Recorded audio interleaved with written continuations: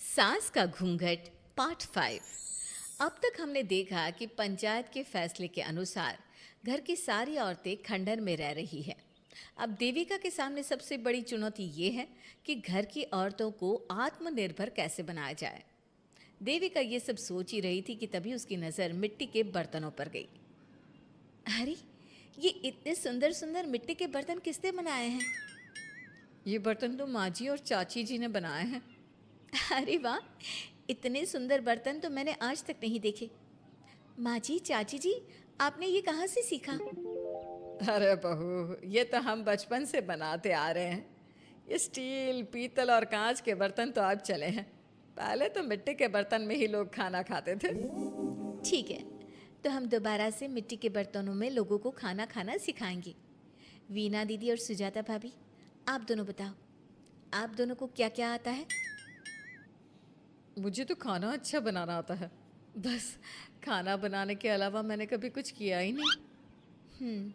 और वीना दीदी, आप बताओ, आपको क्या क्या आता है? पता नहीं।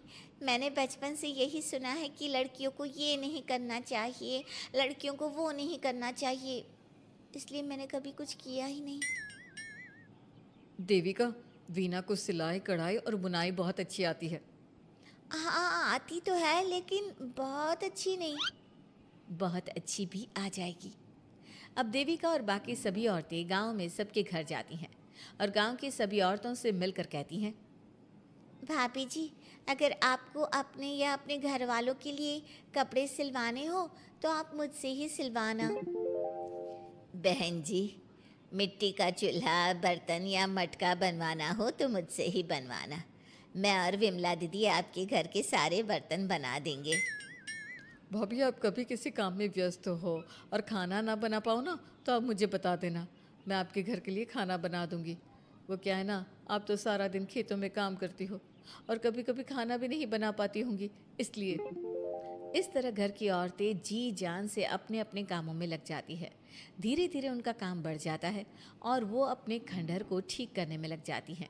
वहीं दूसरी ओर घर के सारे आदमी घर का काम संभाल नहीं पा रहे थे। अरे भाई कल्याण, चाय तो पिला दे। जमाना हो गया अच्छी चाय पिए हुए। आप भी ना घर के दामाद से क्या क्या काम करवाते हैं। अभी लाता हूँ चाय। कल्याण, तुम दामाद नहीं बेटे हो, इसलिए इस घर के सुख दुख, घर के काम और बाहर के कामों में तुम्हारा सहयोग तो होना ही चाहिए ना। इतने में कल्याण चाय बनाकर ले आता है। जैसे ही सचिन चाय पीता है तो उसके मुंह से चाय निकल जाती है। जीजा जी, ये क्या बनाया है, इतनी कड़वी चाय? इससे अच्छा तो करेले का जूस होता है। देख सचिन भाई, मैं तो ऐसी ही चाय बनाता हूँ। पीनी है तो पी, नहीं पीनी है तो अपने आप बना ले। मैं खाना बनाने जा रहा हूँ और अकेला नहीं बना सकता। आप में से कोई मेरी मदद करो। सचिन मेरी चाय की बुराई कर रहे थे ना, तुम जाओ अब खाना बनाओ। सचिन और मोहन दोनों खाना बनाने में लग जाते हैं। मोहन भिंडी काटकर कढ़ाई में छोड़ देता है और उसमें पानी डाल देता है। आपने भिंडी में पानी क्यों डाला? शायद पानी नहीं डलता, पता नहीं, लेकिन माँ ने कभी भिंडी में पानी नहीं डाला था। लेकिन बिना पानी के भिंडी बनेगी कैसे? मतलब गलेगी कैसे? बिना पानी के बनाएंगे तो चिपक नहीं जाएगी कढ़ाई से? पता नहीं, चलो देखते हैं कैसे बनती है भिंडी। भैया, कितने दिन हो गए ना अच्छा खाना खाए हुए। खाना तो सुजाता बनाती है, इतना मज़ेदार खाना कोई और बना ही नहीं पाता। सचिन और मोहन खाना तैयार करके ले आए। सभी आदमी खाना खाने लगे। खाना बना तो बहुत बुरा था, लेकिन किसी ने बिना कुछ कहे खाना खा लिया। तभी जोगिंदर ने कहा, घर की हालत कितनी बुरी हो रही है, जगह जगह जाले लगे हैं। 2 दिन से तो किसी ने झाड़ू भी नहीं लगाई घर की। हाँ, और घर में गंदे कपड़ों के ढेर लगे हैं। मेरे पास तो ये आखिरी कुर्ता ही बचा है पहनने के लिए। कल्याण, मोहन, तुम किसी नौकर को रख लो ना। हमने एक दो लोगों से बात की थी नौकर के लिए, लेकिन कोई घर में काम करने के लिए तैयार ही नहीं है। गांव के सभी लोग खेतों में ही मजदूरी कर रहे हैं। घर के सभी आदमी घर के काम में लगे रहते हैं, तो वो अपने खेतों पर भी ध्यान नहीं दे पाते और उन्हें हर महीने आर्थिक रूप से नुकसान उठाना पड़ता है। धीरे धीरे उनके घर की हालत खराब होने लगती है। एक दिन कल्याण सबसे कहता है, घर को तो औरत ही संभाल सकती है, हमारे बस का नहीं है घर संभालना। हमें किसी तरह से उस सब को वापस इस घर में लाना ही होगा। अरे कल्याण बेटा, पंचायत का फैसला था कि औरतें हमसे माफ़ी मांगे, लेकिन उन्होंने माफ़ी नहीं मांगी।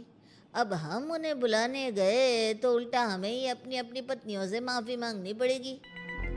हमें कोई ऐसा रास्ता निकालना होगा कि वो मजबूर हो जाए हमारे पास आने के लिए। बापू, उन सभी ने अपने अपने काम शुरू कर दिए हैं, क्यों ना हम सबके काम में नुकसान कर दे, इससे वो मजबूर हो जाएंगे हमारे पास आने के लिए। भैया, ये कैसी बात कर रहे हो? इससे वो मजबूर नहीं होंगी बल्कि और भी ज़्यादा गुस्सा हो जाएंगी। मैं तो बोल रहा हूँ शराफत से जाकर माफ़ी मांग लेते हैं। मुझे यकीन है कोई माफ़ करे ना करे, माँ तो ज़रूर हमें माफ़ कर देंगी। नहीं सचिन, अगर हमने माफ़ी मांगी तो ये सारी औरतें हमारे सर पर चढ़कर नाचेंगी। हमें इनके सामने छोटा नहीं होना है। मोहन, कल्याण, तुम दोनों आज से ही काम शुरू कर दो। बस फिर क्या था, घर के सभी आदमी लग गए काम पर। मोहन और कल्याण रात को खंडहर में पहुंचे और उन्होंने सारे मिट्टी के बर्तन तोड़ दिए। उसके बाद वीना ने जो कपड़े तैयार करके रखे थे वो सारे कपड़े उन्होंने फाड़ दिए। सुबह जब घर की औरतों ने ये सब देखा तो परेशान हो गई। अरे, ये सारे बर्तन किसने तोड़ दिए? माँ, किसी ने मेरे सिले हुए कपड़े ही फाड़ दिए। ये हरकत कौन कर सकता है? और कौन करेगा भाभी, ये सब उन आदमियों की हरकत है। जब किसी तरह से हमें झुका नहीं पाए तो हमारे काम बिगाड़कर हमें परेशान कर रहे हैं। सभी औरतें दुगनी तेजी से काम में लग गई। उन्होंने दिन रात मेहनत की और उस खंडहर को महल की तरह बना दिया। उनके काम की तारीफ सुनकर दूर दूर के गांव से लोग आने लगे और उनसे अपना काम करवाने लगे। एक दिन सभी औरतें बैठकर खाना खा रही थी, तभी विमला ने देविका से कहा, देविका, हम कभी सोच भी नहीं सकते थे कि हम अपनी मेहनत से अपने लिए इतना बड़ा और इतना अच्छा घर बना लेंगे। देविका बहू, आज हमें इस बात का एहसास हो रहा है कि हम तो सिर्फ सांस ले रहे थे, जीना तो हमें तुमने सिखाया है। मुझे तो अब भी यकीन नहीं हो रहा कि मेरे पति की पहचान के अलावा भी मेरी कोई पहचान है। गांव के सब लोग मुझे सिर्फ मोहन की पत्नी के रूप में जानते थे, लेकिन अब सारा गांव मुझे जानता है। देविका, मैं कुछ ही दिन में इस गांव में एक अच्छा सा होटल खोल लूँगी और मैं एक बुटीक खोलूँगी। मैं यहाँ गांव की लड़कियों के लिए एक स्कूल खोलना चाहती हूँ, यही मेरा सपना है। सभी औरतें खाना खाकर सो जाती है। रात बहुत ज़्यादा हो गई है, लेकिन देविका को नींद नहीं आ रही थी। तभी उसे किसी के कदमों की आवाज़ सुनाई दी। पहले तो देविका थोड़ी डर गई, लेकिन उसने हिम्मत करके उठकर देखा तो उसके सामने सचिन खड़ा था। सचिन, तुम यहाँ क्या कर रहे हो? कहीं तुम मेरा कोई नुकसान तो करने नहीं आए? मेरे पास तो किताबों के अलावा कुछ नहीं है, फाड़ना चाहो तो फाड़ सकते हो। देविका, मैं तुम्हारा कोई नुकसान करने नहीं आया हूँ, बस तुमसे माफ़ी मांगने आया हूँ। क्या? रात के अंधेरे में चोरों की तरह तुम मुझसे माफ़ी मांगने आए हो? प्लीज़ देविका, माँ और चाची को समझाओ कि वो बापू और चाचा जी से माफ़ी मांग ले और तुम सबको लेकर घर आ जाए। सचिन, तुम भी तो अपने बापू और चाचा को अपने साथ ला सकते थे ना, और माँ और चाची से माफ़ी मंगवा सकते थे ना। प्लीज़ देविका, मुझे माफ़ कर दो और घर चलो। कैसे माफ़ कर दूँ सचिन? तुमने मुझे मरने के लिए छोड़ दिया। अगर माँ और चाची हिम्मत करके मुझे अस्पताल ना ले जाती तो आज मैं और मेरा बच्चा जिंदा ना होते। ना तुम मुझे अस्पताल में देखने आए और ना ही अस्पताल से आने के बाद मेरा हाल चाल पूछा। मुझे तो छोड़ो, तुमने अपने बच्चे का चेहरा तक नहीं देखा और तुम मुझसे उम्मीद कर रहे हो कि मैं तुम्हें माफ़ कर दूँ? कभी नहीं सचिन। देखो देविका, हम सबको बहुत नुकसान हो रहा है। घर के काम की वजह से हम बाहर के काम पर ध्यान नहीं दे पा रहे। घर और जिंदगी दोनों अस्त व्यस्त हैं। वो इसलिए कि तुम सब आदमी संगठित नहीं हो, अपना दिमाग और ऊर्जा हमें परेशान करने में लगा रहे हो। और हम औरतें संगठित हैं, हम अपना दिमाग और ऊर्जा अपनी प्रगति में लगा रहे हैं। इसलिए हमने खंडहर को भी महल की तरह कर दिया और तुम्हारी हवेली खंडहर की तरह लगती है। सचिन देविका से बार बार माफ़ी मांग रहा है। क्या सचिन को अपनी गलती का सच में पछतावा है या फिर ये घर के आदमियों की कोई नई चाल है? ये जानने के लिए आपको हमारे आने वाले एपिसोड का इंतज़ार करना होगा। और हाँ, कमेंट करके हमें ये भी ज़रूर बताइए कि क्या देविका को सचिन को माफ़ कर देना चाहिए? क्या उसे सब कुछ भूलकर सचिन के साथ अपना घर बसाना चाहिए या फिर सचिन को भूल जाना चाहिए? इसका घूंघट पार्ट 6।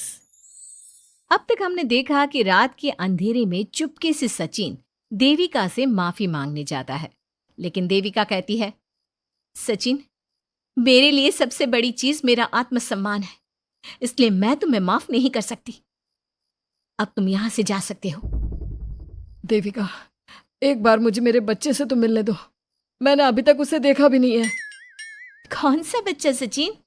वही बच्चा जिसे तुमने और तुम्हारे बाप ने अपने घर के अंदर तक नहीं घुसने दिया। आज अचानक बच्चे की याद कैसे आ गई? देखो सचिन, चले जाओ यहां से। मेरे बच्चे के सामने और मेरे सामने फिर कभी मत आना। सचिन जब घर जाता है तो घर के सभी आदमी उसे डांटने लगते हैं। इतनी रात को कहाँ गया था सचिन? देविका से माफी मांगने। तुझे शर्म नहीं आई अपनी बीवी से माफी मांगते हुए? घर की इज्जत का कुछ ख्याल है कि नहीं? लेकिन चाचा जी, आखिर अपनी ही पत्नी से माफी मांगने में कैसी शर्म? लो जी लो, नवाबजादे पूछ रहे हैं कि कैसी शर्म। अरे मुझे अभी तक यह समझ में नहीं आता कि देविका तेरी पत्नी है या तू देविका की पत्नी है। जीजा जी, पति पत्नी एक समान होते हैं और माफी मांगने से कोई छोटा बड़ा नहीं होता। काश मैंने पहले अपनी पत्नी का साथ दिया होता। आज मैं आखिरी बार आपको समझा रहा हूं कि आप सब भी अपनी पत्नियों से माफी मांग लो। देविका ने तो मुझे माफ नहीं किया, शायद माँ, चाची, भाभी और दीदी ही आप सबको माफ कर दे। सचिन सभी को समझाने की बहुत कोशिश करता है, लेकिन कोई भी उसकी बात नहीं सुनता। वहीं दूसरी ओर सुजाता के हाथ का बना खाना सारे गांव में फेमस हो गया था, तो उसने एक बहुत अच्छा सा होटल खोल दिया। देविका, मैं चाहती हूँ मेरे होटल की सबसे पहली ग्राहक तुम ही हो, क्योंकि तुम्हारी वजह से ही आज मैं अपना खुद का होटल खोल पाई हूँ। क्यों नहीं भाभी? लेकिन भाभी, आपको अब अपने होटल में ना सिर्फ इंडियन खाना बनाना है, बल्कि इटालियन, चाइनीज और फ्रेंच खाना भी बनाना होगा। सुजाता सभी औरतों को अपने होटल का खाना खिलाती है।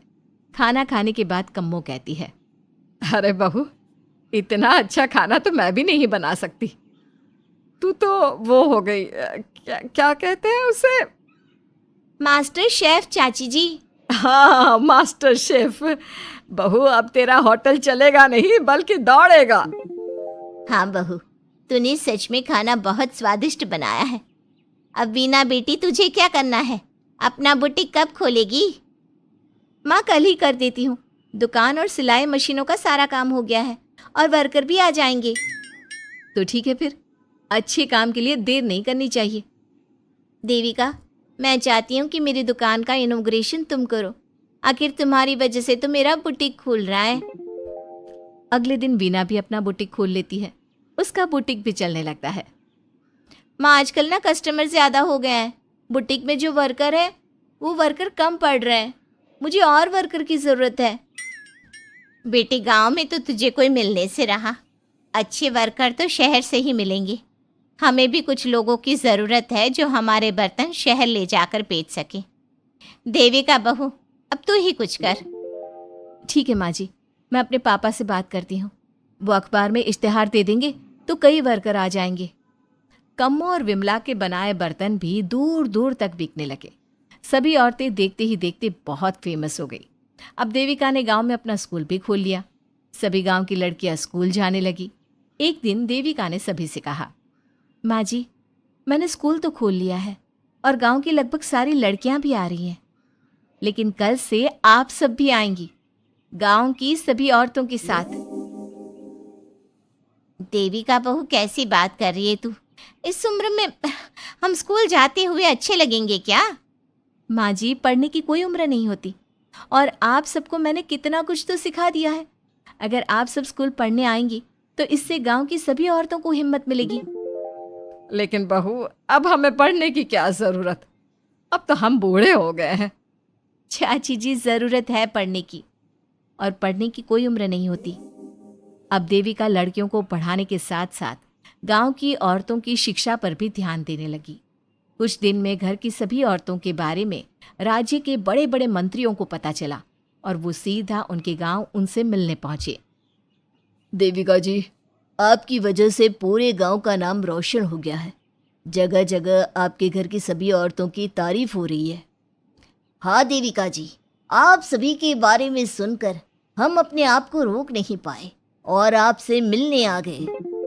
देविका जी, हम आपको और आपके घर की सभी औरतों को सम्मानित करना चाहते हैं और आपके स्कूल के लिए डोनेशन भी देना चाहते हैं। इस तरह मंत्री और गांव के सभी लोग देविका के साथ साथ उसके घर की सभी औरतों को प्रतीक चिन्ह देकर, फूलों की माला पहनाकर और शॉल देकर सम्मानित करते हैं। इसके अलावा देविका के स्कूल के लिए भी बहुत पैसा देते हैं। जिस पंचायत ने देविका के खिलाफ फैसला सुनाया था, उस पंचायत को अपने फैसले पर आज पछतावा हो रहा था। उधर घर के आदमियों की हालत और भी खराब हो रही है। बापू, चाचा जी, अब सचिन ने आपको समझाया था कि सबसे माफ़ी मांग लेते हैं, तब आपने हमारी बात नहीं सुनी। अब देखिए, सभी का राज्य में कितना नाम हो रहा है। खुद मंत्री जी उनको सम्मानित करने आए हैं। बापू, मोहन और सचिन ठीक कह रहे हैं। हमारी हालत तो दिन पे दिन खराब होती जा रही है। ना तो हम घर का कोई काम कर पा रहे हैं और ना ही बाहर का। तुम लोग ज़रूरी बात सबसे आखिर में बताते हो। ये बात तुम लोग पहले भी तो बता सकते थे। भैया, हमें सबसे माफ़ी मांगनी चाहिए और सबको यहाँ बुला कर लाना चाहिए। ठीक है, तुम सब यही चाहते हो तो चलो, आज ही घर की सभी औरतों को घर ले आते हैं। घर के सभी आदमी चल देते हैं सभी औरतों से माफी मांगने के लिए। जैसे ही वो औरतों के पास पहुंचते हैं, सभी हैरान हो जाती हैं। कम्मो, ये सब यहाँ क्यों आए हैं? पता नहीं, लगता है आज फिर झगड़ा करने आए हैं हमसे। अगर आज कल्याण ने मुझे कुछ बोला तो इसे छोड़ूंगी नहीं मैं भी नहीं छोड़ूंगी मोहन जी को। ना इनका भरता बनाया तो मेरा नाम भी सुजाता नहीं। शांत रहो आप सब, देखने तो दो क्या कहते हैं। सभी आदमी अपनी अपनी पत्नियों से माफी मांगते हुए कहते हैं, कम्मो, मुझे माफ़ कर दो, मैं तुम्हें घर ले जाने आया हूँ। तुम्हारे बिना घर बहुत सुना लगता है विमला, घर चलो। सुजाता, मैंने जो भी तुम्हारे साथ किया उसके लिए मैं बहुत शर्मिंदा हूँ। मुझे तुम्हारी और तुम्हारे हाथ के बने खाने की बहुत याद आती है। तुम मेरे साथ घर चलोगी ना? वीना, वो घर मेरा नहीं तुम्हारा है और मैं नहीं चाहता कि तुम मेरी वजह से अपना घर छोड़ दो। इसलिए अपने घर चलो और हम सबको माफ़ कर दो। अपने पतियों की इस तरह माफी मांगने से सभी औरतें अपने पतियों को माफ करके उनके साथ जाने को तैयार हो जाती हैं। लेकिन देविका घर आने से मना कर देती है। सभी औरतें उसे समझाती है। देविका बहू, अब घर जाने में क्या दिक्कत है? मांग तो ली सबने माफी। देख तो सचिन भी कितना शर्मिंदा है। हाँ बहू, हमारी लड़ाई तो यही थी कि ये हमसे माफी मांगकर इज्जत के साथ घर ले जाए। अब घर चलने से तेरी शादी बच सकती है। चाची जी, मैं पहले भी बता चुकी हूँ, अब दोबारा से फिर कह रही हूँ, मेरे लिए शादी से बड़ा है आत्मसम्मान। आप लोगों की शादी आपकी मर्जी से नहीं हुई है, लेकिन मेरी शादी मेरी मर्जी से हुई है। इसलिए शायद आप लोगों को फ़र्क नहीं पड़ता कि आपके पति ने आपके साथ क्या किया, पर मुझे इस बात से बहुत फ़र्क पड़ता है कि मेरे पति ने मुझे अपने बराबर नहीं समझा, और इसलिए मैं उसे माफ़ नहीं कर सकती। देविका, मैं अपने बर्ताव के लिए बहुत शर्मिंदा हूँ। तो जिंदगी भर शर्मिंदा रहना। और हाँ, आप सब इनके साथ जाना चाहती हैं तो जाइए, लेकिन मेरी एक बात हमेशा याद रखिएगा, शादी सिर्फ एक रस्म होती है। इस रस्म में पति और पत्नी बराबर के हिस्सेदार होते हैं, ना कोई छोटा होता है और ना कोई बड़ा। इसलिए यदि आपका पति आपको सम्मान दे तो बदले में उसे सम्मान दो, नहीं तो वो जैसा करे आप भी वैसा ही करो। देविका सचिन के साथ नहीं जाती है और अपने बेटे के साथ वहीं रहने का फैसला करती है। अब वो न सिर्फ अपने गांव बल्कि हर जगह जाकर महिला शिक्षा और उनके अधिकारों का प्रचार करती है। हमारे प्यारे दर्शकों, हमें कमेंट करके जरूर बताएं कि देविका का ये फैसला आपको कैसा लगा और हमारी कहानी सास का घूंघट आपको कैसी लगी। इसी तरह की मज़ेदार कहानी सुनने के लिए हमारे चैनल को सब्सक्राइब ज़रूर करें।